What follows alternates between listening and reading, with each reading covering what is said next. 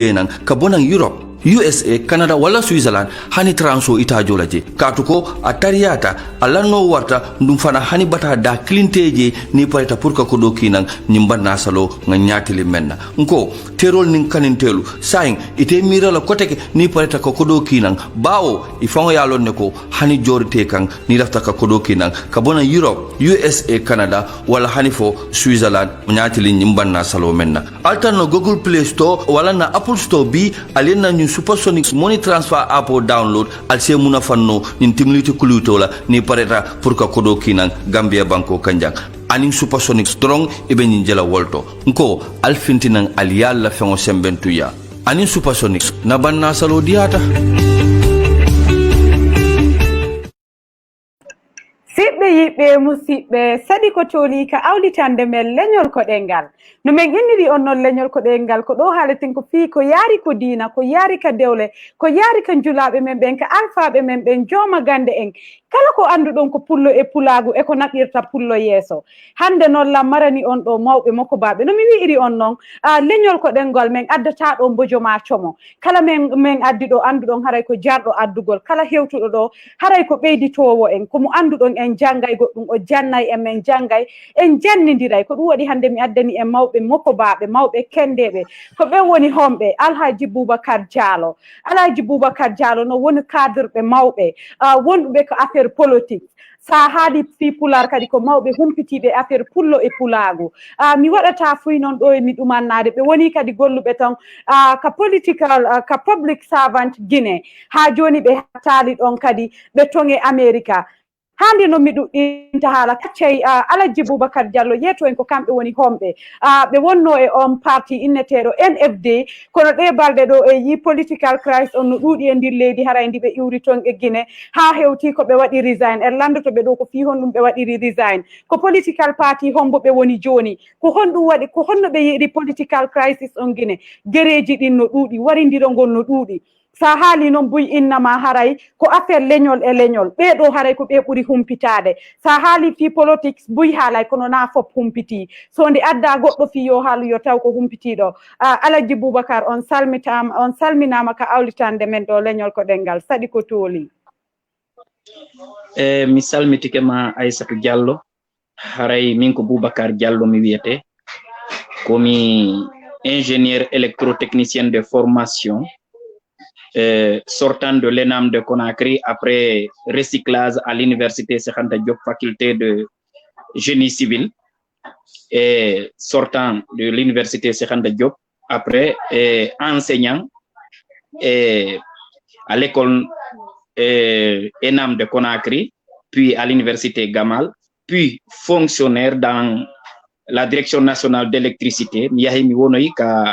ka direction nationale kaɓe affaire courant mi golli ɗon après mi yalti mi woni ka société civile mi tawa kañum kadi ka commission électorale 2010 et on tumasi ɓay après 2012 mi ari Amérique mi jooɗi ɗo haray noon koni mi fewndori kon noon haare lam mari parti politique inneteɗo NFD e miɗo mari vocation mais kono situation ji ɗin e mettende ko mi hi'i kon tawi mi wawata wonde Afrique mi yiwi to mi ari ga machallah Alhaji Boubacar haray mi taƴali on Allah taƴi on ha joni haray en hewtoyay toon inchallah kono min lamdoto taho ko honto woni origine Alhaji Boubacar haray ko honto Alhaji Boubacar Diallo jibina ko honto ɓe mawni o yewtiɗo fi affaire educational background mum on haray woni ka jangguɗon kono adi on arde Cheikh Anta Diop haray ko honto fuɗɗiɗon janggugol on haali kadi ko waɗi important on affaire tawa ɓen ka électronique ɗuma ka seni toon ha hewti élection ji ɗin no woni ɗo ɗum fof en hewtay joni men landoto si a wi Alhaji Boubacar haray ko honto ɓe jibina e ko honto ɓe mawni ha ɓe hewti e ɗin place ji ɗi ɓe hewti ɗon fof hande min ko Diallo mi yettete komi iwdi e jaljalɓe ɓen Timbo e plus précisément Ɓuriya iwdi andin ko Ɓuriya iwri ari Timbo yahi ha Dalaba yahi ha hewto e Pita mais min ko Conakry mi jibina Skynete Sandra Valia 1965 école primaire de Sandra Valia mi wadi primary school mi wi ɗon mi ari lycée DP Dixinport. Après high school mi ari ENAM de Conakry, École nationale des arts et métiers de Conakry. Mi wadi ɗon formation d'ingénieur en électricité. Mi wi ɗon kañum kadi après mi recycli université Cheikh Anta Diop mi ari ɗon kañum kadi mi jangi Dakar en 95 mi ari Cheikh Anta Diop de Dakar mi recycli. Après formation en on mi fuɗɗi gollugol Dakar ɗon taw mi gollani Atepa Pierre Goudiaby yilti mi gollani Sikap non si mi hoti mi démissioni mi hoti lagine pour l'enseignement yawgol kañum kadi toujours jannugol mi fuɗɗiti gollugol lagine ton si mi iwi ton an mi tawa kañum kadi ka société civile mi woni ka commission électorale ka démembrement de CENI mi woni délégué Haute-Guinée en 2010 plus précisément Dabola mi arti Conakry mi yotti Conakry en 2012 mi wi lagine mi yalti mi ari Amérique ɗo haray ko ɗum ɗo woni background an masha Allah haray ko background waɗɗo rich ko background buy hari no sikka ko wa America ton mawnuɗon ma ko ton anduɗon kono haray konko jonnirɗon ɗo waɗi important ha joni noon kadi on haari haala affaire politique politique on noon nini Afrique ɗon andi no jiiɓodiri ha hewti e ndin leydi ndi jibina ɗon janɗuɗon iwɗon ton ha joni hara o waɗino participate kadi e konngol mon noon on maaki hari meɗen e tefandeji amen kadi mi yi hari ɗon tawa e on parti inneteɗo NFD mo anduɗon ko Moukhtar Diallo woni toon hoore nden ɗe balɗe ɗo noon kadi ha joni min andi o yaltuno e on parti haray men landu kon ɗum waɗi saabu yaltuɗon ka parti NFD ton ɗandi politique ko giggol to tawi no welama wona si welalima iwa ton acca ligne on ɗon parti ko luttowo éternellement parti stanjata mais an ɗa wawi canjude parti mais parti o no wawi wonde ka woni ɗo jonnon si tawi ɓe wonduɗa ɓen a yii jiiɗe mon ɗe wona gotum ko moƴƴanma an ko pottagol walla deƴƴa e si tawi noon a wawata fankude ko ya pot hara a bonnanali ɓe kamɓe giiɗe maɓɓe ɗe fi an faale ma o par ce que ko parti politique ko rendu jeymo wona goto tun jonnon si jama hewɓe ɓe yaari sengo an kadi a tawi ko antun ko ya potto hara a heɓali e hawre hakkunde ma e ɓe wonduɗa ɓe hara a bonnanali ɓe a bonnanali hoorema haray ko ɗum ɗo waɗi sabu yaltuɗon o yi'ali toon ko weli on dal ha joni meɗen lando ha joni ɗon tawa e politics ka on accu o yaltali ka patiɗon tun on haray o yalti e affaire politics on fop miɗo ka politique ɓayi mi yewtay fi politique miɗo waɗa analyse mi explique ko honɗum woni ko saati e ko ɓuri noon e hewde kon si mi waɗi analyse ji an ɗin hawrodira no mi landano analyse situation Gambie au temps de Yaya Jammeh Allah waɗi analyse an on hawrodiri ɗo kañum kadi o élection ɗo mi warno analyse makko 2015 mi yewti ɓe e sellu ala sens 2015 ko 2020 o mari sens e sens makko on koye jungo Alpha Condé analyse ƴan ɗin hawrodiri e haray ko wano ni mi woni e yewtirde politique e konguɗe mon on maaki e 2010 haray ɗon tawano ka électoral commission de électoral on sumati nden hitande buy wi uno Guinée haray ko wa sellu gagnino on élection ko wonno o jonnaki onon ko honno yi'irɗon nden hunde ma ko wonɗum marɗon ko jaaba ɗon e ɗum ɗon ɓay hari ɗon tawa e contact ɗen e dariɗen fi élection on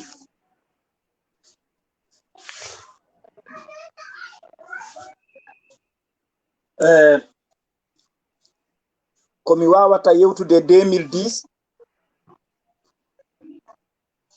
ɗon andi élection no mari niveau ji étape ɗiɗi ko ɗiɗo aranum ɗum taw ko yimɓe ɓen votata e si yimɓe ɓen voti no woodi votinoɓe ɓen votinoɓe ɗon no woodi wonɓe hoore maɓɓe ndaaroɓe ko ɓe votini kon si tawi yaari laawol ɓen ɗon kañum kadi si gayni ndaarude tawa ko ɓe votinɓe ɓen gayni ko votini kon gasi no woodi woɓɓe goo ndaaroɓe ko ɓen ɗon addi kon publia joni noon population o no waawi votude votana goɗɗo mais kono si tawi votinoɓe ɓen nunɗaali ndaaroɓe ko votina ɓen kon nunɗaali haray ko yaltoyta to kon adday toujours sikkitare adda kañum kadi hutare hakkunde jama on hano waawi ɗum sabu ɗum no waawi memminde gere ɗe wawata ɓutude leydi ko ɗum waɗi so tawi votinowo o hino haani wonde neɗɗo nunɗuɗo hooliɗo Allah ndartowo kañum kadi ko votina ko tawa ko neɗɗo nunɗuɗo e si ɗum ɗon noon wawali wonde haray piiji ɗin wawata yaarude no haniri noon ino wawi addude hare e leydi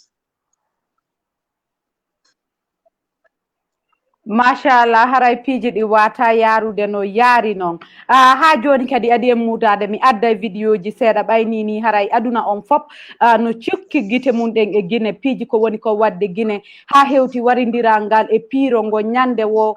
leydi ndin sa daari ndi ɓe wiyay ko leydi mande natural resources ko leydi duwanodi hettade kono fayda haray ɓe konzidira e ko ɓuuri tampude Afrique foof joni acce mi adda vidéo daren sen paari continue yewtore nden. At least one person died after a shot to the chest amidst ongoing protests against the government in Guinea's capital, Conakry.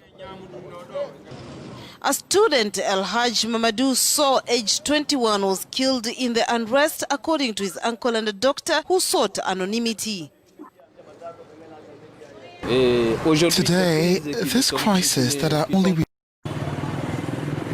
Les forces de l'ordre guinéennes ont dispersé jeudi à Conakry une manifestation de l'opposition qui accuse le pouvoir de violation d'un accord sur l'installation des élus locaux et de violences policières. Vous savez pourquoi nous marchons? Parce que nous sommes dans un pays où les libertés sont bafouées, nous sommes dans un pays où les lois sont bafouées, nous sommes dans un pays où le gouvernement ne respecte pas les accords. Depuis l'arrivée au pouvoir du président Alpha Condé en décembre 2010, l'opposition affirme qu'une centaine de manifestants auraient été tués par les forces de l'ordre en toute impunité. Nous réclamons la justice pour la centaine de citoyens guinéens qui ont été assassinés par les forces de défense et de sécurité. Nous continuerons aussi longtemps que possible à nous exprimer dans la rue jusqu'à ce que notre cause soit entendue par Alpha Condé et le clan des extrémistes qui sont en train de conduire notre pays à l'abîme. La marche, interdite par le pouvoir, a réuni 1 millier de personnes dans la banlieue de la capitale, Conakry. Des échauffourées ont éclaté entre jeunes manifestants et policiers en équipement anti-émeute. La manifestation s'est ensuite dispersée sans que se tienne le meeting de l'opposition prévu à proximité du stade du 28 septembre.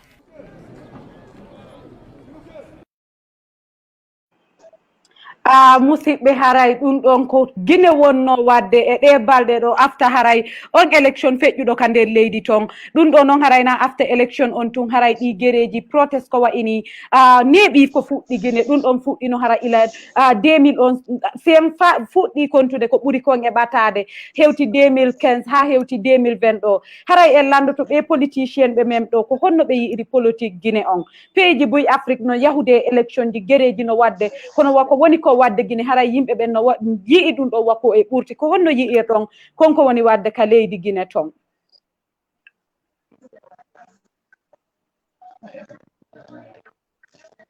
Ha joni haraya innay ɓe heɓi technical issue seeɗa men artay.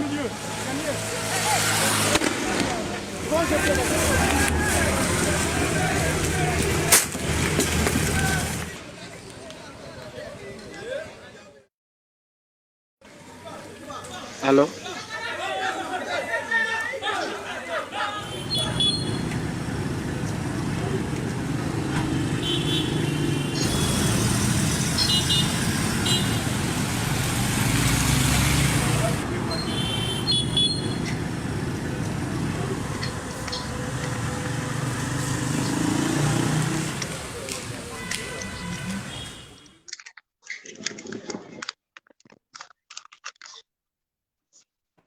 allo haray musidɓe ne mi wi'iri on noon ko Gambian Talents TV wonɗon guddarde ha joni ka awlitande men leñol ko ɗengal haray en landoto ɓe politicien ɓe men mawɓe ɓo wonɓe ka laamu affaire laamuji ton ko honno ɓe yi'iri haray ɗi guereji wonɗi guine ko yaari e affaire politiques on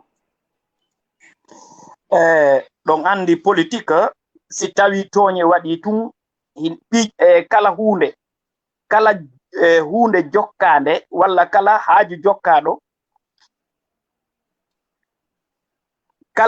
jokkaɗo si tawi woni ha tooñe waɗi ma hare waɗa ko ɗum heɓi lagine ko tooñe ɗen woni e addude hare ndey Alpha Condé tooñe ɗen woni e addude hare ndey joni noon si tooñe waɗi tun yimɓe ɓen e maɓe adda hare ma gere waɗa e leydi ndi e tooñe ɗen wawi wonde wo si tawi aynuɓe e élection ɓen nunɗali e ko angal nunɗal ngal noon no e leydi ni cadre ɓe ɓuy wona nunɗuɓe ko jawduɓe jokki politicien ɓe buyno ton ina nunɗuɓe ko jawduɓe jokki e si goɗɗo jokki jawdi tun o yeeyi ndimu makko ngun si ndimu yeeyama tun ko lorra leydi arata e ko on lorra ɗon woni e leydi ndin fewndo ɗo ko ndimu ngun cadre ɓe ɓen yeeyi cadre ɓe buy ko prostitué ko yeeyoɓe hoore mum ko yeeyoɓe ndimu mum ko ɗum woni o probléme fewndiɗo ɗo cadre ɓe ɓen on maaki e konnguɗi mon haray ko jamfa kan ɗuuɗi on faalame wiwde jamfa kan haray koye cadre ɓe guine ɓe woniri eyyi jamfa kan koye maɓɓe woni komɓe woni waɓen cadre ɓe ɗon o cadre ɓe ɓen no woodi woɓɓe ɓe hoolaki serment si ɓe wondi wondore maɓɓe nden e ɓe wonday e tawde jama on hangasa ɓe sikka si ɓe yahi ɓe innoyi astahfirullah ɗum ɗon lanni mais goɗɗo ko Allah hakkunde ma e Allah tubata yo accane mais hakkunde ma yimɓe ɓen ko yimɓe ɓen katotoɗa renoɗa hara heɓali haqqe maɓɓe e cadre ɓe buy hulata haqqe kon ɗo woni probléme on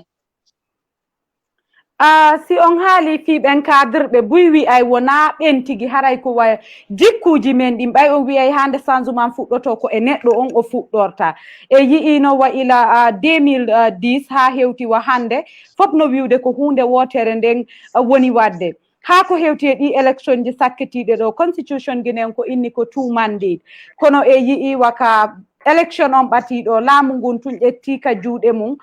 sanzi on constitution e yingo mon ma e hakkille mon ɗon tañini Alpha Condé hari no waɗi legally qualified fi waɗugol participate e ɗi élection ji o na o qualify wonugol candidat légalement wona o qualify wonugol candidat ko ɗon taho woni ella on o hanano wonde candidat fi hon ɗum e ko constitution on o bonni e ko on constitution hari o wondi e makko mais kono ina neɗɗo marɗo konngol Alpha Condé wona neɗɗo marɗo konngol yimɓe jokkuɓe mo ɓen kañum kadi wona marɓe konngol kon ɗo woni probléme o e si tawi le lanɗo ala konngol neɗɗo hoolaɗo ala konngol yeesojo ala konngol haray leydi boni konngol koko teddinte ko konngol waɗi banu adama ko konngol waɗi neɗɗo valeur si wona ɗum kulle ɗen no wawi wadde ko neɗɗo waɗata ko mais kono koko tawde kulle ɗen ɗe adodatake ɗe yewtidatake ɗe ƴettata aadi ko ɗum haɗi ɗe jogore kanje ko ɗe gollata kon mais sa golli a ƴetti aadi ma ndin a bonni ndin ɗon ara a nanti wonde neɗɗo a wonti kulli ha joni no makirɗon noon ka konngol mon ko konngol woni fi tagaɗo o wonno e on pati inneteɗo NFD pati mo anduɗon Moutar Diallo buy innay ko kanko woni Alpha Condé ko yimɓe hiɓɓuɓe te on tawano e ko'e ɓurɓe ɗe mawnude e nder on paati ha hande on jooɗike hara o watti hoorejo mon on ɓaymo ɓattodiri e lan ɗon wa waajagol mo ma hollamo laawol inna ɗum ɗo e ɗum ɗo ko ni waɗirta ɓay hari ɗon tawa eɗen ko'e e on parti NFD ɗon ɗandi waajagol lanɗo wona wi'ugol mo accu ko wi'ugol mo ɗum ɗo moƴƴa o accay walla o accata ɗum koye makko jeeya mais an si a yewtimo min ndesi ko min mi waɗata ɗum ɗo hina ko moƴƴi ɗum ɗo hina ko hani waɗede haray a yewtimo yo accu mais kono si a haalanimo ɗum ɗon tawi vraiment hina noon kanko hiiri ko wodanma an ko pottagol par ce que ko lanɗo ma lando ma on si a fewjanimo ko moƴƴanimo ko o waɗani ko hanamma ko pottitagol mo wona ya yawo mo lando yawatake yawantake mais kono ko fewjantama ko moƴƴi kon si tawi o ƴettali ɗum ɗon an pottoɗa ko makko. ko honɗum marɗon ko jaaboɗon ɓe yimɓe wi'ayɓe Afrique o yiyay fof no wiya ɗo lanɗo on gollali lanɗo wakkilaki lanɗo on no ƴawri jippori onon e konngol mon on maki lanɗo yawantake haray ko ɗum ɗumanna kono ɓe wi'ay tawano ko wa ono won ton o wi'atano moƴƴama waɗaki ko honɗum marɗon ko jaaboɗon ɓe wi'ayɓe politics Afrique no tuuni yimɓe ɓen ko intérêt mum on jokkina intérêt jama on. Sa woni politicien jo ko hanuɗo miijade ko hanuɗo miijitagol ɗaɓɓa e miijo moƴƴo nafowo leydi ndi ɗaɓɓa fewjoɓe feere moƴƴere ngo gonɗon miijo yarata fiyo nafu leydi ndi mais si tawi lanɗo on miijo makko ngon fof moƴƴo ngon ko fiyo mi laamo wona fiyon leydi ndi nafitor laamo angu haray lanɗo on moƴƴani e lamɓe Afrique ko heewi noon kañum miijo mum ngon ko honno mi laamorta ko fiyo mi laamo e si mi laamike ko honno laamu angu wonirta ɗo wona ko honno jama on nafitorta laamu angu ko honno min mi nafitorta ngu laamu an e kala non lanɗo arduɗo noon haray si o yiwoyi ɗon battane makko ɗen moƴƴata donc lamɓe gono ton ko miijitantoɓe jama on ko feƴƴinireɗa yeeso ko ya heblan jama on ko arata kon hara si ari nafayɓe hara si ari janngo si yewti tawa ɓe nafitoray hande ma on ɓe nafitoray ɗum janngo mais kono si tawi an ko hande tun goɗɗo yiyata nafa ma ko yo jonne joni ñaama ha hara e lanni haray an na a lanɗo moƴƴo na lanɗo moƴƴinowo lamɓe Afrique ɓen ko heewi kon e maɓɓe miijitotako fii ko arata ko nafata kon sabu no woodi calɗi dam si ɗin ɗon moƴƴali e laamu haray laamu ngun boni si jama mo wonduɗa on heɓali ngurdam moƴƴam ɓiɓɓe leydi ndin heɓali ngurdam moƴƴam heɓali gandal moƴƴal heɓali e cellal moƴƴal heɓali e wawali wowlude e heɓude liberté d'expression yani wawude wowlude hara ko ɓe hani wowlude kon ta ɓe hanay ɗum ɗon ko ɓe hiɓe yanana haray leydi ndin wonali libre a wawali wonde heɓde liberté pratique gol religion ma on haray a wonali libre e lamɓe go noon ko ɗum ɗo ɓiƴata e ko ɗum ɗo hollata kadi no woodi piiji holloji lanɗo golli leydi lanɗo woni lanɗo moƴƴo si tawi école on moƴƴi jande nden si ɗum ɗon moƴƴi haray lanɗo moƴƴi si laawi heɓike haray lanɗo moƴƴi si ngurdam moƴƴan heɓike haray lanɗo moƴƴi si tawi ɓurtu waɗi e leydi ndin ɓiɓɓe leydi ndin fof no welti no ɓuttini haray lanɗo moƴƴi mais si ɗin ɗo heɓaki haray lanɗo moƴƴani donc lamɓe gono ton hina ɗiɗo woni haaju maɓɓe ko honno ɓe laamorta ko honno ɓe ñamirta ko honno ɓe nafitorta laamu ngu wona honno jama maɓɓe on nafitorta ɓe laamu maɓɓe ngu haray ko ɗum ɗo woni probléme on alpha gonɓe noon koye ɓen ɗon tawa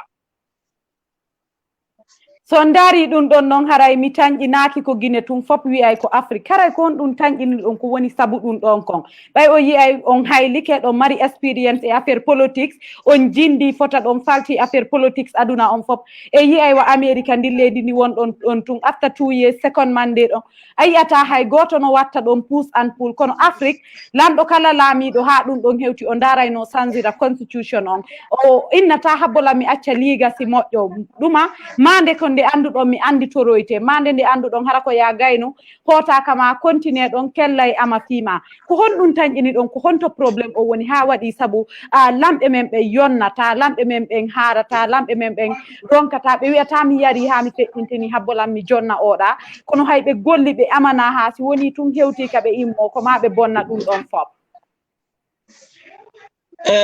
ɗa andi aɗo alamade ma heɓa taw projet de société ma heɓa hunde nde miijo ngo eɓɓanɗa leydi ndi ngon miijo ɗon tawa hiɗa moƴƴini ko honno ngo wawata hiɗa andi ko honno wawata ñinnirde faale ma on fii gollal ngol leydi ndi e ɗum ɗon noon hino landi gandal hino landi nganɗon gandal harana spécialité ma on tum marɗa gandal mum hiɗa mari culture générale culture générale hala gandal mangal no hebbitani ida mari experience kadi e golle mais kono neddo mo gollali ha hande on si ari lamiki leydi ndin leydi don wawata avancude si en jetti ka Alpha Condé ko neddo ha hande mo gollali depuis Allah tagi mo o wada o gollali si on ari jonnama ko fotata e leydi nyoge ko on wawata gollirde ndin leydi lambe Afrique bus ko non woniri hewbe ben ko non wayri joni non sa golla e leydi ma anda ko hondu leydi ndi mari sa andi ko hondu leydi ndi mari anda kadi ko hondu leydi ndi faala ko hondu ndi faala ko hondu ndi mari ko hondu ndi faala ko hondu ndi wawata wadude e hore ko ndi mari kon ko hondu ndi wawata gollirde ko hombe ndi wawata gollirde e gollan ko hombe wawata be gollande konko be mari don dido tati si a andali dido si a ari a jonnama lendi a wawata ndi gollude jonnon ko dum woni hebde lambe hewbe jonnon si be ari be tawi be wawata gollude e jawle den bonirabe go wobbe ben jawle den bonira dum harana kanyum bonni hara ko yimbe be woddi ben nyaami jawle den e ben don dara tawa si o iwi tumbe nangete be soke be darobe innamo yo présento be yutira baawo makko be wujjanam e ben no wodi wobbe gono ton ko lando nge hore mum wujjata jawle den nyama e on don kanyum kadi no andi nyande o iwi wo dun don arta e hore makko o salo iwde be ko be lambe di do woni sonjude Afrique be yimbe mu woni wujjude o anda o ronka be nangude be e kanko wujjowo hara o mo hulisi o iwi wota o nange be do non bawat susata accitude laamu be do lambe susata accitude laamu mais si a andi a bonna hunde a hulara hunde kono nanaybe inna wona lando o lammini hore mum ko yimbe be lammini mo wo Afrique do so yiidi gereji fop ha hande o yiyata lando nge hore mum no yalti physically piridugol e yimbe ben ko jama o woni piridude warda sabu on lando yo laamo don sikki haray africain be most especially pay koy fayde africain be ben no mari gandal e faamu e faltagol fi wadugol consider impiji di kontu don wa okay o lando do no mari o projet do o lando do gollima o gollali ha hande don tanjini haray africain be ben den dara dum don si jettel lando men on ka haray buy innay ko affaire leñol bay son dari nini hay gere on gine buyno innude haray ko tribal wo woni wadde wona fi interest lady ndi ko buri e hewde kon lambe wonbe yaltude lando laamu ben jama on no utirde baawo mabbe sabu leñol mungol dum ko go wobbe ko dun jettirta be dimmun dum wobbe ko jettirta be ko sabu leydi ndi be jangi e mundi kari yahuno France jangoy kari yahuno Amerique jangoy be jettira be sabu dun don wobbe ben be jettira be subora be sabu inde nde be jogi titre wano ka Alpha Condé professeur Alpha Condé ko assesseur wona o professeur ko assesseur ka na professeur mais kono yimbe be nganda sa yayi tun sa janni tun sa yayi jannugol tun ka université ton a wondi e janno ben ton haray ande kadi kambe be noddete tun professeur mais professeur ko université ko college jonnata ma professeur hina an jonnata dum hore ma na yimbe be ngottanto ma dum jonnon ko dum woni e addude o son jaado yimbe ben be darata ko hondum o do gaynata ene ono mari experience de golle de o jonnado parce que experience on no mari importance lando mo ala experience ko yimbe marbe experience ben gollantamo wona kanko gollata mais lando mardo experience ko kanko gollinta yimbe be ala experience ben fi yobe wodu hebo experience mais kono stawi kanko ala experience o ari ko yimbe marbe experience men si tawi Allah fewnani mo ben don o hebi mojjere si ben don fewirali mo perdi parce que o anda ko be woni wadde ko be wi mo wo inawa parce que o anda techniquement o anda tactiquement o anda donc ko angal gandangal et puis na jangugol spécialité mu wontu woni gando a heba taw culture générale si wona lamdo a heba culture générale parce que sa jangi ka l'école a gayni a ari a jonnama responsabilité a woni yeesojo haray ɓe wonduɗa ɗon fof mo kala no jangi domaine feere am par exemple a woni directeur e nokkure e nden nokkure ɗon haray mo kala no mari domaine mo waɗi spécialité mum wano ka service technique ɗuma ka information ɗo ino woodi jogiiɓe e technique ɓen ino woodi wonɓe journaliste ino woodi wonɓe waɗoɗe reportage ino woodi rédacteur ɓeɗo fof si on hawtodiri wona responsable jo goto on ɗon noon haray mo mari expérience mon onon ɗo fof si o waway golludude e mon o wawa naftorde on en fof e nder ko gollidata e mon ko métier mon mo kala o andanay ɗum seeɗa haray o heeɓi culture générale mais goɗɗo mo wonari responsabilité ay fus si on jonnama leydi ñogue ko ɗum woni tampingol ɓiɓɓe leydi ndi ko ɗum woni heɓde Afrique on sikka buy innay ko ɓay ko on fulɓe ɓayɓe innude nini haray fulɓe ɓe yiyata hay fus haray ko laamu ngu woni ko gollude kon ɗum marɗon ko jaaboɗon e ɗum ɗon ɓay ko on fulɓe son hani ko wayino e wona laamu ngun woni importance ko wawugol gollitirgol laamu ngun si laamu ngun gollitirama no ngu haniri noon ɓiɓɓe leydi ndin fof nafitorɓe wona wonugol pullo woni ndi leydi si tawi donc kala neɗɗo moƴƴo laamiɗo si o golli leydi ndin fof halda e fotta o golli si tawi par exemple mi ƴettiɗo pay e yewta woni fi Guinée si tawi Alpha Condé moƴƴinno laawi est ce que goɗɗo waɗayno ɗon photo walla filmage inna laawol no boni waɗata si o moƴƴinno si courant no woduno goɗɗo inayno courant ala si laptaniji darnama o goɗɗo inayi ala mais kono ko hina leñol ngol ko neɗɗo on yo neɗɗo on wonu taw marɗo expérience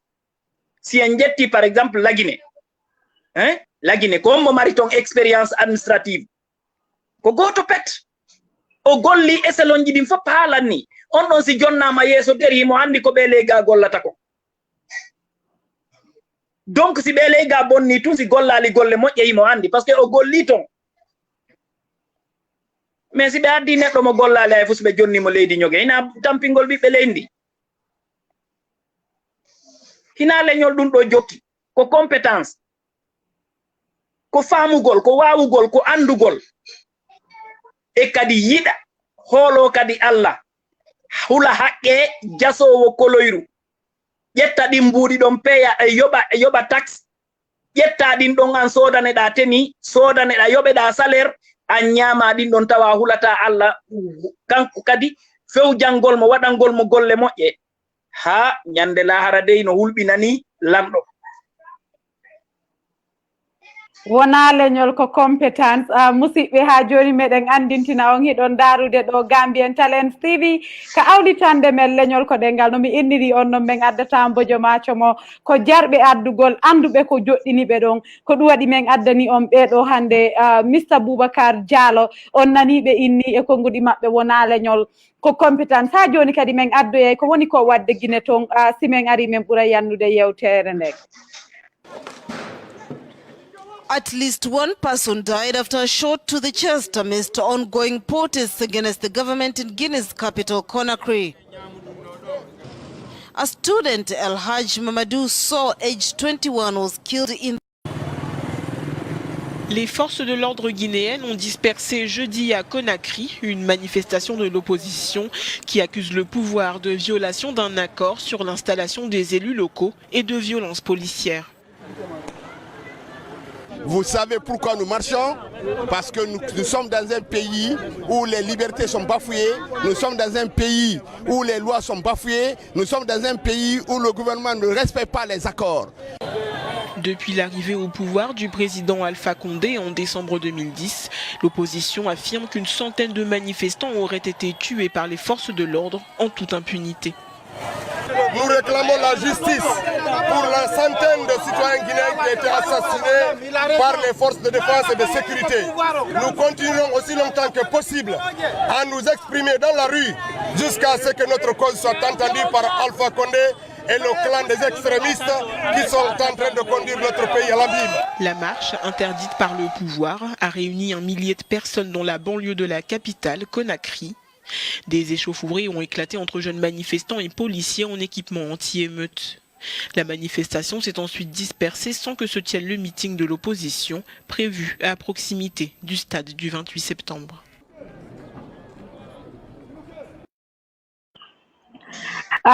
Sadi ko toli musidɓe ha joni haray o yi ɗum ɗon kaka leydi Guinée to woni e wadde haray ha joni en landoto ɓeɗo kamɓe wonɓe ɓe anduɗon ko Guinée toon ɓe jangi ko toon ɓe mawni ha joni ɓe andi ko woni wadde Guinée haray ɗon tañƴini militaire ɓe ɓen Guinée e civilien ɓen ɓe famodiri ɓay o yiyay fayda ñande woni haray wa protest waɗi o haray wonay wonki ɗumanniki o yiyay yimɓe no felle ka cuuɗi o yiyay rewɓe no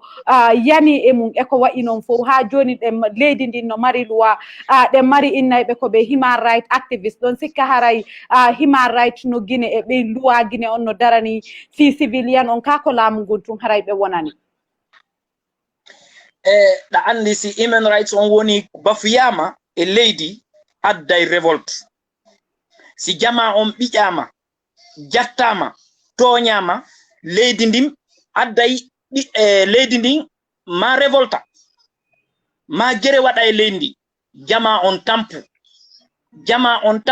jama on anu jama on ɓittina e ɓe militaire ɓe wonɓe wadde ɗum ɗo e ɓeɗo ɓe anda right ji maɓɓe ɗin ɓe anda droit ji maɓɓe ɗi ɓe anda devoir ji ɗi ɓe hani wadde ɗi ko ɗum waɗi si ɓe woni wadde ɗum ɗo e ɓeɗo kañum kadi wona l'armée Guinée ɗen ni ko milicien ɓe ni l'armée ɗen militaire patriote ɓe ɓen ɗon ɓe désarmama ɓen ɓe ala arme ko milicien ɓe ɓe pouvoir on woni e gollitirde corps spécial ko ɓen woni ni ko ɓen woni e wadde ko woni e wadde ɗo e kala noon leydi ka dictature woni haray l'armée ɗen no sendi no woodi wattiɓe teni yahoɓe golla de service technique mais kono ɓe ala arme mais kono ɓen ɗon ko gonfloɓe effectif e ko technicien ɓe des militaires compétents mais kono ɓen ɓe jonnatake arme mais maintenant buuroji waroji yimɓe ɓen ɗon ɓen ko ɓen jonnete arme ɓen ɗon ko milicien ɓe gollanoɓe laamu ɓen ko ɗum non woni o service mo wonɗa hiwde ɗo ko milicien ɓe ni formaɓe ɓe laamu ngun formi inneteɓe corps spécial wonɓe e nder branche ji l'armée ɗen fop wonɓe hawtutude tampina population mum on e kadi woɓɓe maɓɓe ko personnel ko inde nden tum ɓe mari ɓay haray leydi ndin no mari kanƴi bus e kanƴi ɗin sino ɗuuɗi haray ɓe wawi innudema oɗo koye oɗo kan iwi mais tawa a wawata vérification ala andi Afrique ala informatique on no woni faible service de renseignement informatique on no woni faible piiji ɗin fof waɗa informatisé a wawata vérifier gongol no satti donc a andata e kadi yimɓe ɓen e Afrique occidentale on ɗon fof e West Africa on fop inɗe ɗen ko gotum yettoje ɗen ko gotum si ɓe ƴetti Diallo Gambie ɓe addi Guinée ɓe ƴetti Diallo Sénégal ɓe addi Guinée ɓe ƴetti Diallo Burkina ɓe addi Guinée ko Diallo o wonata haray toujours ko Diallo donc ko ni affaire on woniri parce que ko yimɓe wotuɓe ɓen ko famille goto on Afrique occidentale o ko famille goto ƴew jonnon l'armée ɗen no woni infiltré de mercenaires ji ittaɗi nokkugo addawu no woni e warde population Guinée on e ɓeya noon wawata wolude par ce que si ɓe hani ɓe waray ɓe hiɓe jogui arme ji ɓe nangay ɓe soka ɓe e militaire ɓe bus no waɗaka kaso militaire ɓe bus no soka militaire ɓe bus no waɗa contrôlé ɓe waɗa suivi ɓe wawata wolude hay fus ko ɗon leydi ndi hewti mais kono si tawi population o tampinama tun o révoltay ko ɗum woni ni si gouvernement fewani nunɗali lanɗo fewali lanɗo gollali leydi jama makko o révoltay so on faala makude haray wa militaire ɓe tigi ɓen ɗon haray woni laamu ngun no nangi ɓe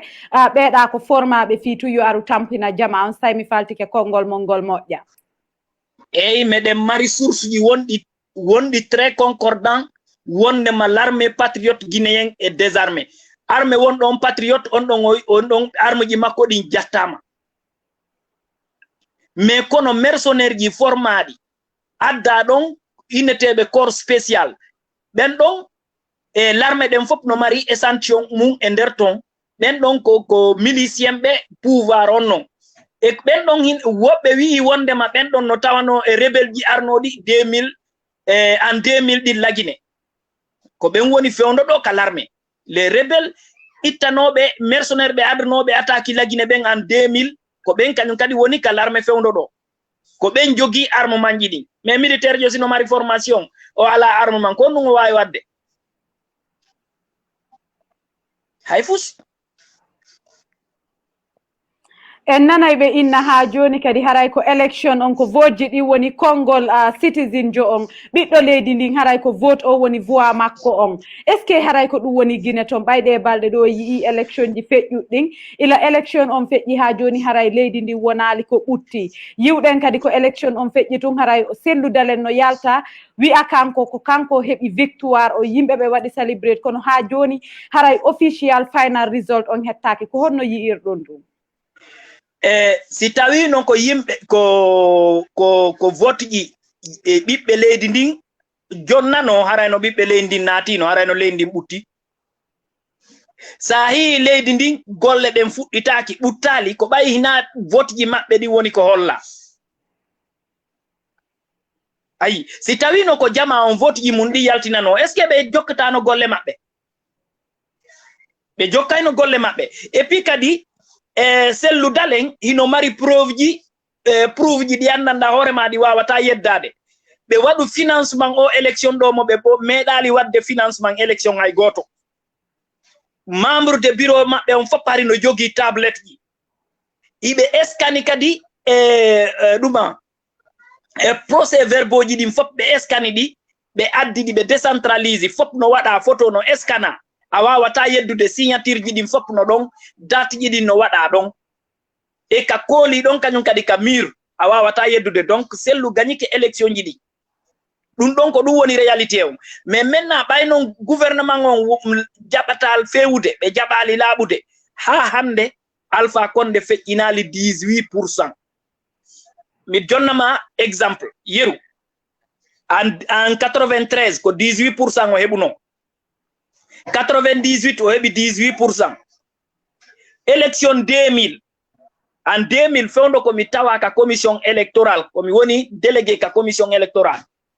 ko 18% o heɓi premier tour enen ɗo fof iɗen andi ɗum ka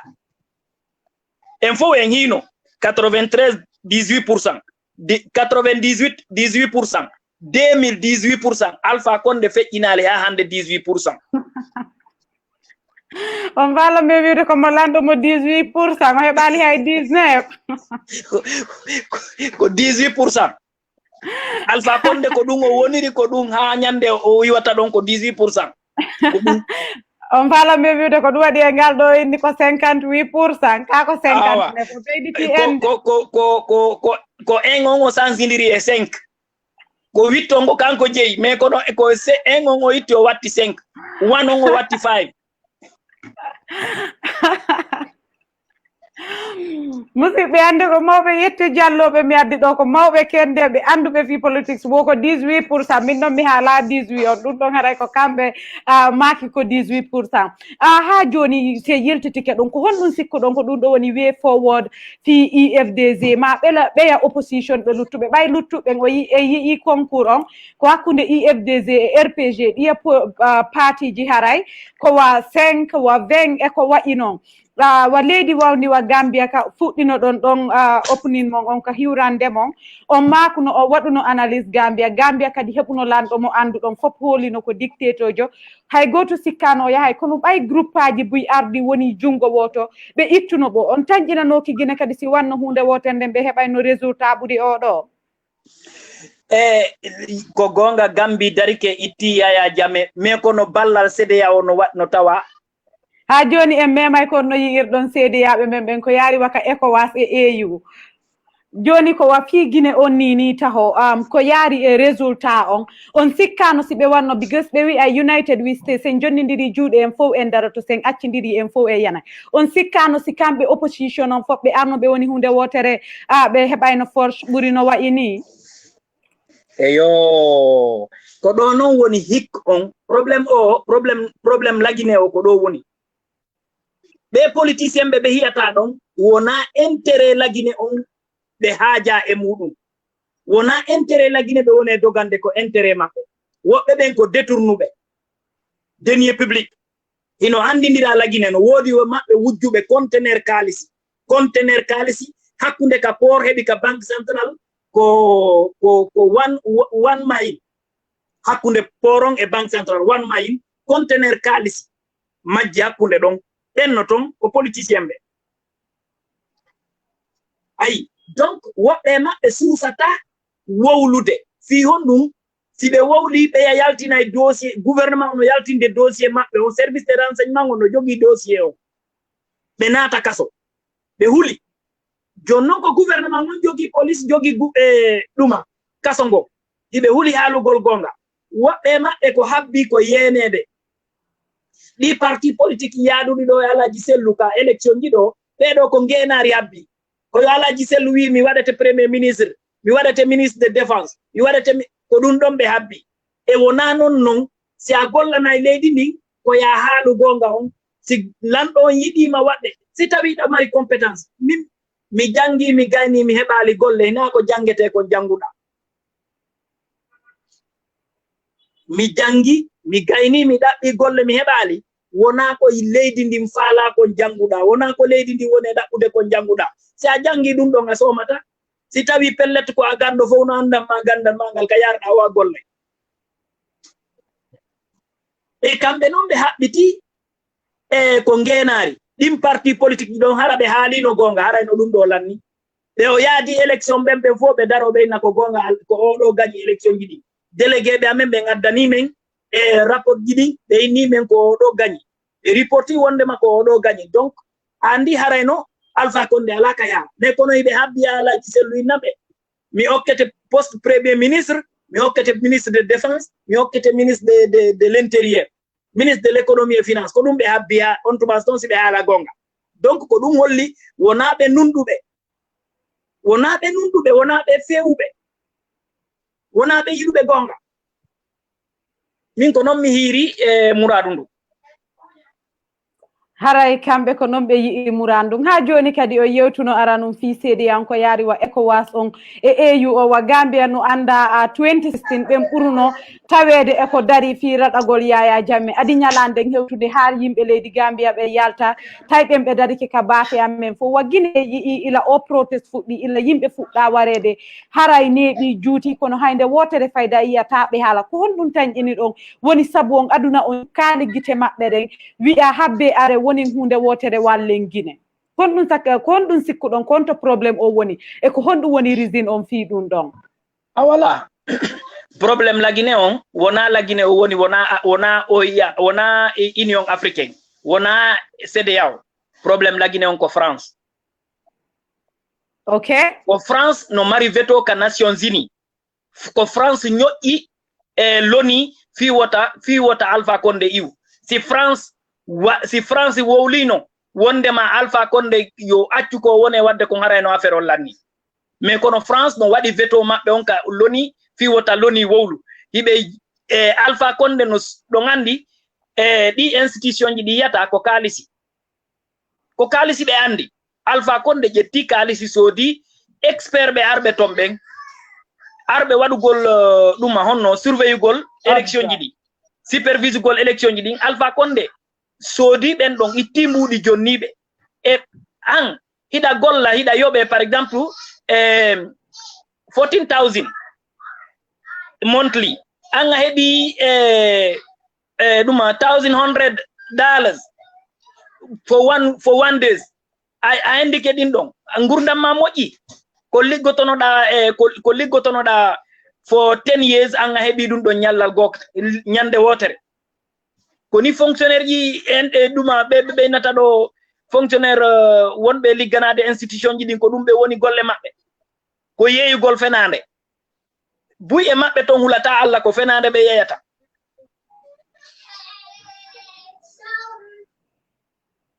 so ko dum sa jetti par exemple ko nde Fatou Bensouda wiuno wonde ma o nyaawa militaire ji e Amerique dodi fi affaire o waɗay enquête investigation fi affaire Israël ko hondum be wino be wiuno wonde ma si tawi o waɗi investigation bienji makko wonde Amerique gadi fo wana saisi hina automatiquement o fanki o halani et parce que di institution ji ko kalisi be anda Allah ko kalisi dim fonctionnaire ji ko kalisi kanyum gomi di ala fusko di holi si ona kalisi sa so di be gasi hina e fo we mabbe huli Allah no wodi no hulbe Allah ton no wodi holube serment mais kono wobbe mabbe holaki so on fala e wiude haraya France no mari dole buri Union Afrique on e ECOWAS on as well fi honon Union Afrique on peji lambe Afrique men do ko France joƴini be sa jetti Côte d'Ivoire ko France joƴini Alassane Ouattara na kambe ari jetti nangioya otage militaire be addina hay militaire ivoirien nangimo ko militaire français porto français wonbe de ranebe tubabu ko ben nangimo nabimo ayi e ko kambe kadi woni peji Afrique francophonie on do fop peji Afrique ndo ko buri hewde kon jungo mabbe no e mudum ko kambe jeyi be lambe ben ton ko kambe woni e gollande jonni be marché ji France a la ressource ay fus France a la ressource France ko Afrique wuri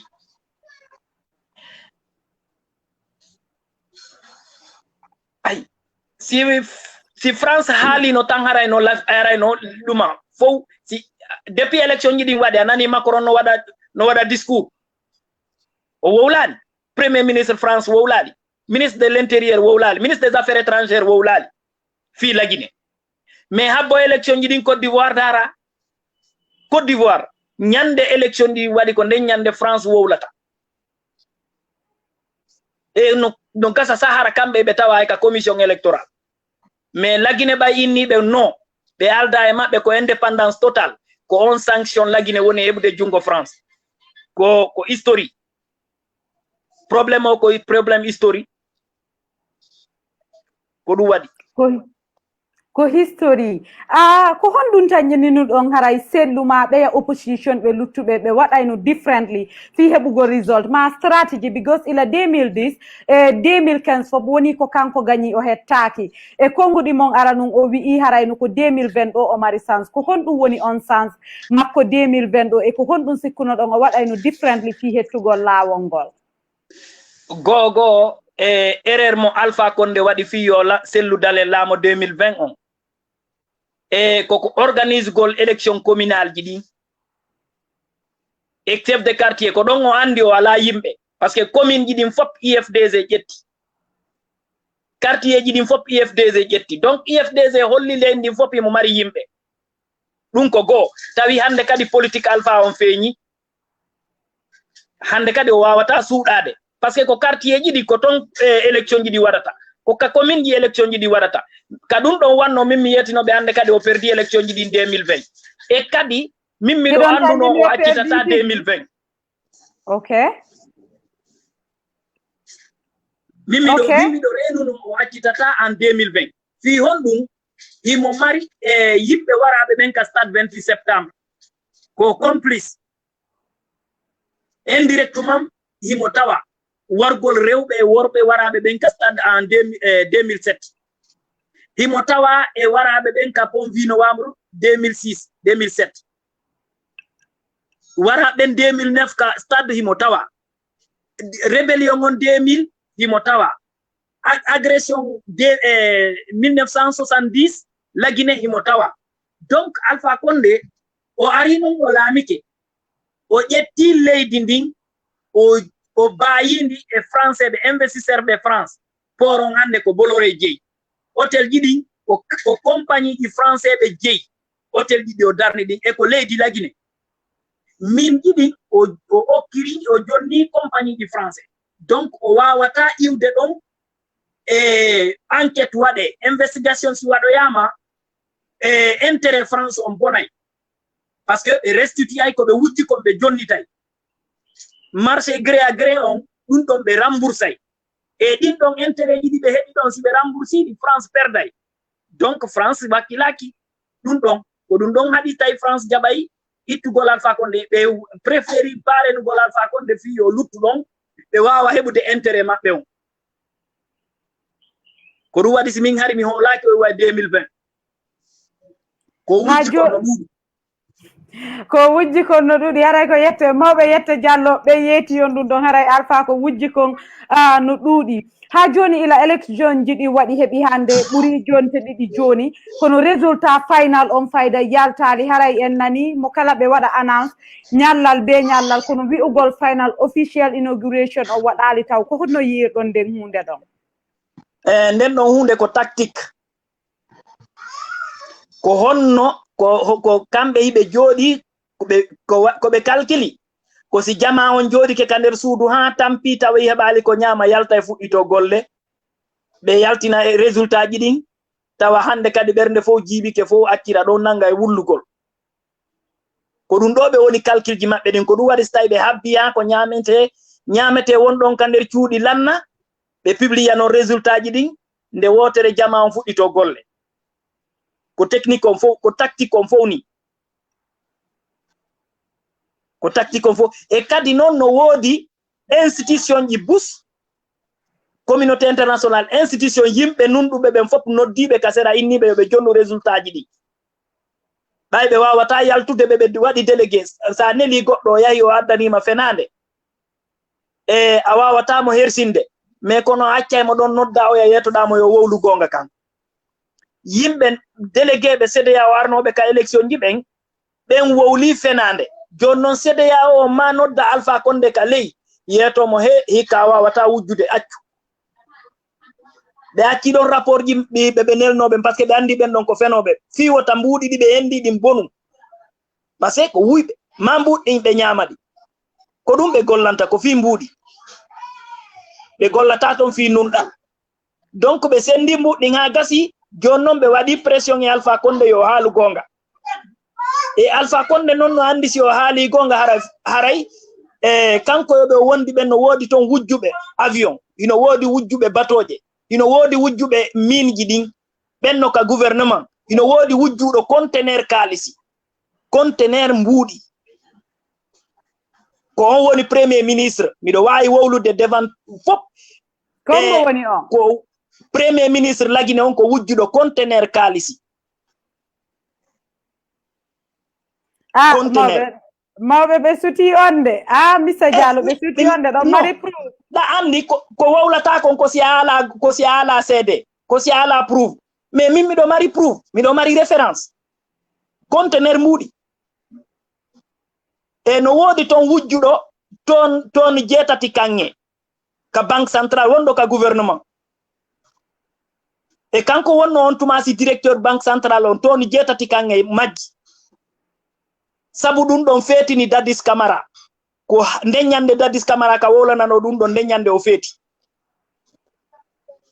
batterie an on jippiti ko honno yi'irɗon ha joni a inna e waktu ko luttiri en kon ɗuuɗa e waynodiray kono hattata ɗo inchallah min heɓa yon e plateforme ji buy inchallah kono ha joni kadi ɗo mi accitude on ko honno yi'irɗon filco Guinée on ko honɗum sikkuɗo woni filco Guinée on si yaari ka affaire politique e o crisis ko ɓe woni e mum ñande wo ñande min nomi hiiri jama on hino wakkili peuple Guinée on no wakkili jama leydi Laguine ndi no wakkili mais Allah arsi kaaliɓe taw yimɓe yurmeteɓe huloɓe Allah wonɓe yeeso e France noon no andi si tawi ɓe acci laamu ngun iwi e jungo maɓɓe ari e jungo yimɓe marɓe haqqille gandiɗuɓe ƴoƴuɓe finuɓe faamuɓe leydi ndin yaha yeeso intérêt ji maɓɓe ni fof bonay donc ɗum waɗi si ɓe wallude ɓe anda goɗɗum ɗo kamɓe intérêt ɓe to ɓen ko yimɓe ɓe anda ɓe ala valeur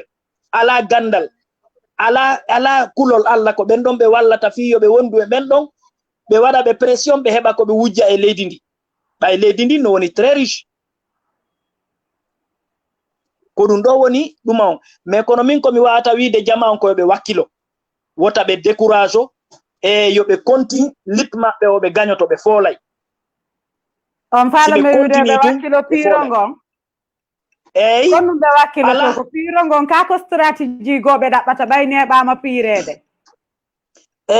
piraka ha hande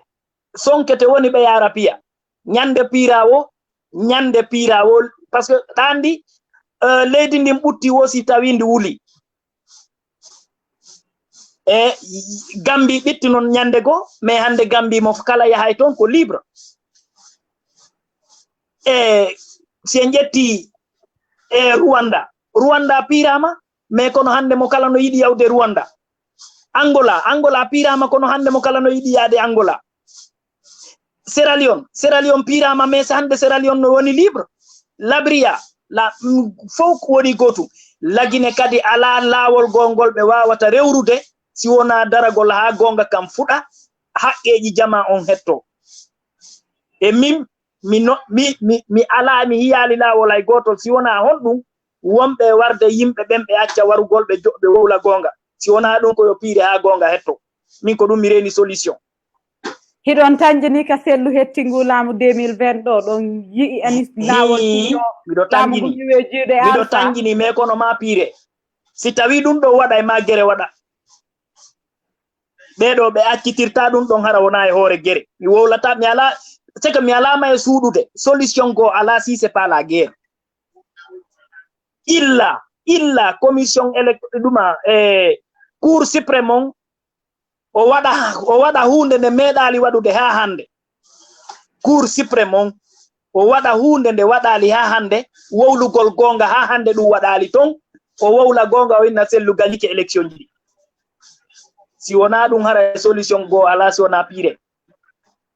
on tanjinaaki si piro ngon continue haray ko tampube burata tampude bay ko ben do wona memede ko ben do wona wonde victime on piro ko heblante piro wona hoccagol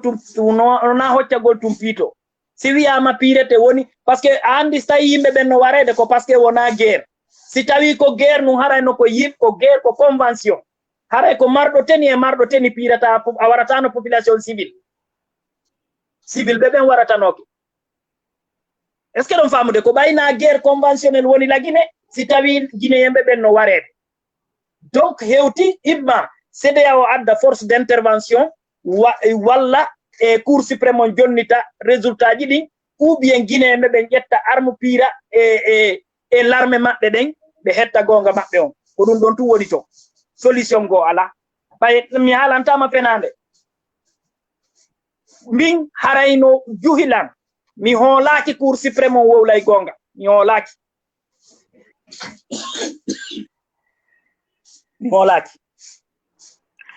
siɓɓe yiɓɓe musidɓe no mi wi'iri on noon ko o programme ɗo tun addanta on yewtere yajinde ni addanta on mokobaɓe wawɓe ni addanta on kendeɓe faltiɓe fi hunde nden ko wayini ko weli noon yonata haray weli moƴƴa min mi janggi wonɓe ɓe darde janggi ko ni rek min waɗiran taw min adda jannayɓe en kono a innay waktu on jampike en joni mi accay ɓe kendeɓe men ɗo ɓe cadreɓe mawɓe men ɗo haray ɓe waynodira e mum kono si Allah jaɓi men addoyayɓe e plateforme go kadi min waɗa yewtereji wa'uɗi ni ɗi anduɗon haysi rewa politique kono haray ɓantay fi men ɓantay fi Afrique on nani noon e konngol maɓɓe ɓe maki kamɓe solution guine o wo haray koyo piiro ngon konting si wulali welata ko sayi wuli wo moƴƴa wela ɓe haali hay pays exemple go haray noon kadi hay ka comment kadi mi yii joni mi waɗayri comment ji ɗin seeɗa Ansumana Tunkara Woko, nice picture. Madio Tiger Woko, I respect that, but I have question for him as journalist.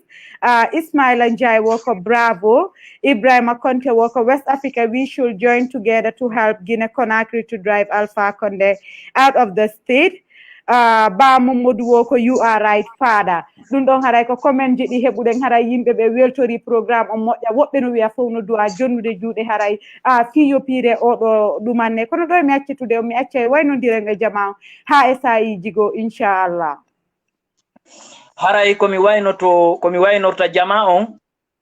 koyo Afrique de l'Ouest fop immo daro haɓa o mouvement créaɗo inneteɗo Donso ko terroriste o mouvement Donso ko 86 o créa ko terroriste hiɓe ɓuri hulɓinade Boko Haram ko kamɓe lanci Libéria ko kamɓe lanci Sierra Leone ko kamɓe lanci Côte d'Ivoire ko kamɓe lanci Burkina ko kamɓe wari yimɓe ɓe Mali e ɓe hande lagine ɓe watti noon uniforme ɓe mari uniforme ji militaire iɓe mari uniforme ji Donso e ko kamɓe woni milicien ɓe Alpha Condé ɓe ɗo si tawi institution international ji ɗin immaki dari haɓidi e maɓɓe ɓe déstabiliser Afrique de l'Ouest fop West Africa fop ɓe bonnay illa si wona honɗum par ce que hiɓe Casamance hinoɓe Casamance e Donso o mouvement Donso himo Afrique occidentale on fop donc kanko e Boko Haram ɓe fop koɓe terroriste il faut que Union africaine haɓida e maɓɓe o yiya e ɗuma CEDEAO haɓida e maɓɓe walla leyɗe Afrique occidentale ɗen e hoore mum immo haɓida e maɓɓe ha ɓe iwa si wona ɗum Afrique occidentale on wawata wonde dans la piste haray ko ɗum ɗo mi mari komi wiyata yo population lagine o wakkilo yo jama o wakkilo wota ɓe yiltitoro ɓawre dey yoɓe ɗaɓɓu ko ɓe ñama ɓe naada ka cuuɗi ɓe wakkilo ɓe waɗa hare nden ha laamu ngun hetto selludalen gañike élection ji ɗi ko ɗum woni gonga ko hedditi kon fof ko fenande mawɓe ana joni ko IFDG waɗɗon transfert kaɓe o korondola hoy seeɗa oye mi tawa ka IFDG min ko ka gonga mi tawa nami membre IFDG de ko ka gonga mi tawa mi yetta ko hay goto haalere kay goto sutaki on ha mi tawa ka IFDG ko woni tun ko gonga on sellu gañike mi wi'uno mi waynodiri e mon kono programme on ha joni no ɓuri welde no ɓuri wadde interested piiji goo kadi ari buy haray no toñi CEDEA on ko yaari AU e ECOWAS ɗay son daari ka hooreɓe ton ɓen ɗum no tawa waya ko wayi wa Alpha Condé en Macky Sall en Alassane Ouattara en yimɓe ɓe annduɗon kamɓe lamɓe ɓe annduɗon fayda mandeji maɓɓe lannay tu woni ɓeyni ko ɗum waɗi ha joni ɓen memminali konngol ɓen haalali hay fuy ɓay so yi ila woni sellulaamike ko walan ɗon Guinée Bissau woni ko yalti waɗimo congrate wo Sénégal ñande wo me yi ay journaliste ɓe maɓɓe ɓen no waɗa programme ji plateforme ji nodda yimɓe haala haywa janngo ɓe wi haray ɓe yaltay ɓe holla mette maɓɓe ko woni ko wadde Guinée buy noon no inni haray ko ɓay woni ko'e ɗen ka ECOWAS ton e ka AU ton haray ko ɓe woni ɓe lamɓe wonaɓe dirfondirede ɗo wa Alpha Condé en ko hoorejo ton wa Alassane Ouattara en wa Lando on Ghana wa Macky Sall en wawɓe noon tun haray kon ɗum yi'uɗo nge ɗum ɗo ma kon ɗum marɗon ko yewtonge ɗum ɗon ɓeɗo ko dugulaɓe ande ɓe ko dugulaɓe e ɓe hersata leydi mum ndin hersata ɓiɓɓe leydi mum ndin ɓe hulata kadi Allah e ñamugol haqqe pour que Afrique wawa yarude yeso pour que Afrique wawa développade il faut que alternance waɗa oɗo ara o iwa ɗon si o iwi ɗon artuɗo ɗon o inna ko ɗum ɗo o golli ko ɗum ɗo o bonni watten mais si tawi alternance waɗali Afrique yarata yeso a aray golla hanga saha ko wawɗa kon si a wawali gollude iwaɗo goɗɗo go ara o innawa ko ɗum ɗo woni waɗ hadno golla hanno ko golla kon kanko o itta ɗum ɗon o golla goɗɗum go e kadi Alassane Ouattara ko délégué français hina France ari ƴetti ɗon Laurent Gbagbo naɓi mo cour de la he tawi ɓe yehi kadi ɓe ñaawimo ɓe hersi tawi ɓe anda ko ɓe tawi ɓe ala fus ko ɓe jokkiramo complicité Fatou Bensouda fo natin tawi hay fus ko ɓe reproche mo ala tawi ko mari gonga so on faalame wiwde Fatou Bensouda en tu wiya ɓe dari fo justice kono ɓe daraki fi on justice mo ɓe woni wadde advocate fo on ko fi ha hande o ñaawi ɗon e européen jo kono yine ɓaali Trump no waɗi mo sanction ɓay hari mo wadde entafia ka affaire ji maɓɓe so much ha ɓurti ko fi honɗum ɗa andi ko fi honɗum o waɗi investigation ko honɗum o attaquiri Trump ko par ce que Trump no ɓiji hande kadi européen ɓe ɓen fi affaire ɗuma taxe yi ɗin ka aluminium ko par ce que intérêt européen ɓe ɓen fermama en Amérique c'est tout ina wonde ko c'est parce que Fatou Bensouda est honnête ko dum don addi investigation sur les Amériques. C'est pas parce que l'Amérique no dumani ko be woni be fo ko be complice ko be gotu, mais kono ko addi investigation sur l'Amérique. Hadi o wada investigation sur la France dans l'affaire de Kadhafi.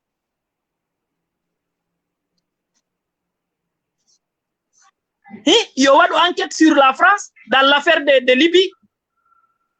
Combien de millions de Libyens sont morts et que c'est la France qui a provoqué la guerre? Hadi o wowla un dossier. Nous allons attaquer combien des Ivoiriens sont morts et tués par l'armée française. Combien de Maliens sont morts chaque jour et que l'armée française est en Mali? Hadi be wada investigation. Ko Fatou Bensouda wadiri investigation sur les États-Unis, ko parce que Amérique fermi intérêt européen bien sûr les beidi taxe giding e akune mabbe Europe. Donald Trump wadi taxe ko dum tout ko géopolitique ko ɗum tun Gambia ko ɗum tun Africa on nani wo ko affaire politique aduna on non fo joni ɓeynay ko politique hari mi wi yoɓe wayno kono mi acca ɓe wayni to joni tun programme on no weli o lannatate inchallah mi addito yayɓe ɗo e different ɗuma inchallah mawɓe men accay o wayno ɗon joni tun joni noon lanni awa joni vraiment mi weltanike on fop mi weltanike plateforme on e miɗo wiya en hiɗen heddori piiji bus ɗi hanuɗen andude Afrique. Yimɓe ɓe ƴettetemɓe ƴettiren ɓe expérience, ƴettiren ɓe compétence, ƴettiren ɓe gandal, wota en ƴettirɓe leñol, wota en ƴettirɓe e wondema hiɓe jangi e leydi jalaniri. Macky Sall ko Sénégal jangi ina France, mais ko kanko woni dirisude Sénégal e ginnata hino moƴƴi à 100% mais kono ɓuttu no woodi. Hina yawgol jangoya ka leyɗe janane woni probléme ko yiɗugol leydi mum ndin heɓa expérience anda ko leydi ndin faala kon gollanandi ko ɗum ɗon tun hara min miɗo weltano fowtorano en Allah yo Allah okkore moƴƴere makko nden hiɗen wiya lagine yo wakkilo wota ɓe accitu sellu gañike élection ji ɗin ko gonga on non ko hedditi kon fop ko fenande gonga ko kene pettan yaltata sin ko neɓini fop ko fi yo fenande heɓo haray miɗo salmina on wassalamu aleykum wa rahmatullahi wa jaram. Wa aleykum salam wa rahmatullahi wa barakat. Gambia no mi wi'iri on noon ha joni ɗon darde Gambian Talents TV e awlitande men nder leñol ko ɗengal ko ni tum me waɗi dantaw men adda mawɓe wawɓe ni on nani e konguɓe maɓɓe accen suɓagol laamɗo men on fi leñol ma fi sabu ma fi kaari no andi kaari si weli nafay en fop so boni noon kadi tampinay en fop accen darugol fi an intérêt ma on no waɗi no tawa e ɗum ɗon jokka ɗum ɗo yeggita luttuɓen anɗa nafitoray ngun jamanu ɗon kono ɓiɓɓe ma e musidɓe ma tampoyay ta en suɓir based on tribe ma ɗuma yen daru competent e experience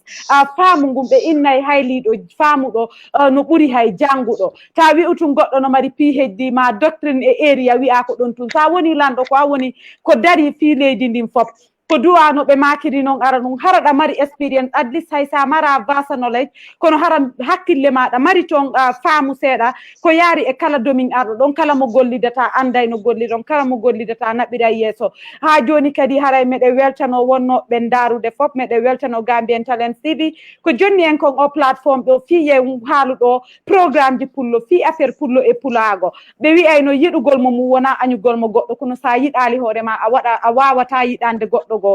men ara ɗo fi ɗumannagol goɗɗo go haray Gambian Talents TV no yaaji meɗe mari plateforme haalaji ɗin fop nini noon guine ko ɗum fewndi toon ɓe mawɓe ɗo noon inchallah Mr Boubacar Diallo en additoyay ɓe haalen fi Afrique e fi affaire pullo e pulagu e yiiwa ɓiɓɓe ko woni kon ko jibinte kon ka portoɓen woɓɓe aray Afrique ga hara famodirta hay e goto sa hara noon mawɓe mum fop ko Afrique iwi jangga hay English ma French moƴƴa kono si ɓen aroyi ga hara ɓe wata famodirde mi addoyeɓe ɗo inchallah yewten e piji ko wayi noon waktu on jamfike en ha paari ɓe weltanama haray mawɓe o weltanama fota ko wona seeɗa meɗe wiya yo Allah accu e yeeso amen fiyo me wawu jangude piiji wawɗini moƴƴa e wawɓe wa mum fop yeeso amen bye bye till next time inchallah on jarama. Okay, bye bye inchallah.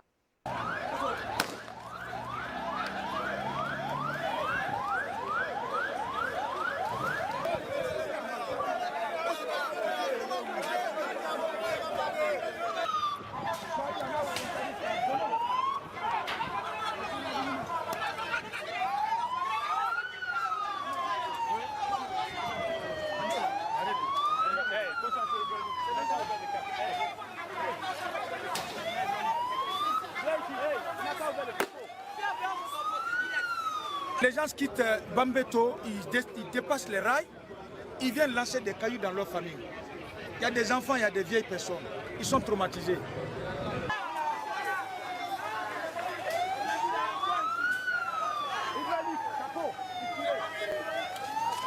ko fi o mars me yalti ko ndu yaltini men o mars mi ronki kof ko mi wona waɗede ko sa yi noon bobo wowli sa yi bobo wowli ando tampi hanki men heeɓi 30 personnes wallinaɓe ɓe Alpha Condé waɗi mi ronki kof menen kadi komin guineyemɓe ala komin dogga men yaaha sina ko nder leydi ɗo ko ɗo men jibina mi wawata dogude resko inni joni wona mi yow aéroport ko ɗon ne guinéen fof ko guinéen laawi ɗin fof koyenen jeydiɗi mi wawata ronkude guindude e nde saare si tawi noon hawri joni menen mi wawata wonde ɗo mo wawi men yewtade ɓay menen kay komin guinéenɓe mi wawata mi ronki kof.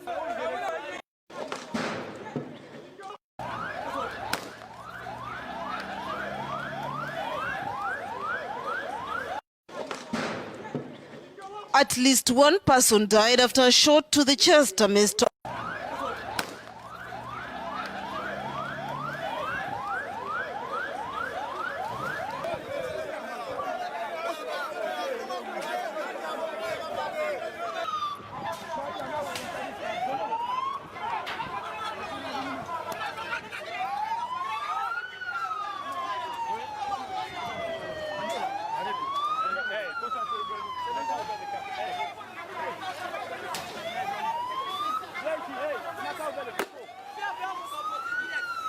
Les gens quittent Bambeto, ils dépassent les rails, ils viennent lancer des cailloux dans leur famille. Il y a des enfants, il y a des vieilles personnes. Ils sont traumatisés.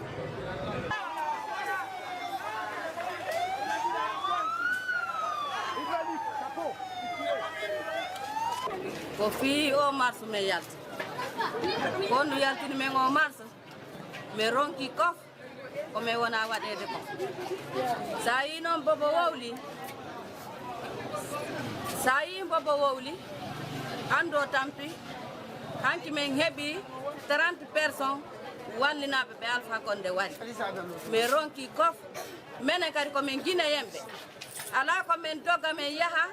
sina ko nder leydi ɗo ko ɗo men jibina mi wawata dogude resko inni joni wona mi yow aéroport ko ɗon ne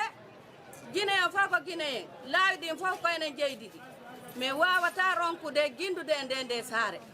si tawi noon hawri joni menen mi wawata wonde ɗo mo wawi men yewtade ɓay menen kay komin guineyemɓe mi wawata mi ronki kof.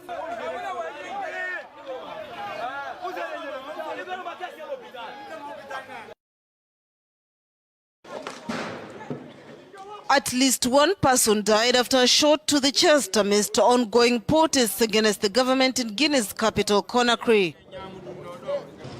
A student, El Haj Mamadou Sow, aged 21, was killed in the unrest, according to his uncle and a doctor who sought anonymity. Today, this crisis that are only repeating themselves. Really, it is we the people who are endorsing it. Every time there's a demonstration, there are deaths. Mass demonstrations have rocked the West African nation since mid-October 2019, fueled by opposition to planned constitutional reforms that might extend President Alpha Condé's tenure. The beauty of democracy is alternation. We're not against Alpha Condé. We're against any system that fails to make democracy work. At least 20 civilians and one gendarme have been killed and scores have been arrested since the start of the protests. The National Front for the Defense of the Constitution organizing the protest is convinced that the president intends to seek a third term in office through a new draft constitution that he has submitted. The 81-year-old leader has neither confirmed nor denied the claims, but he has argued that the colonial-era constitution needs to be changed.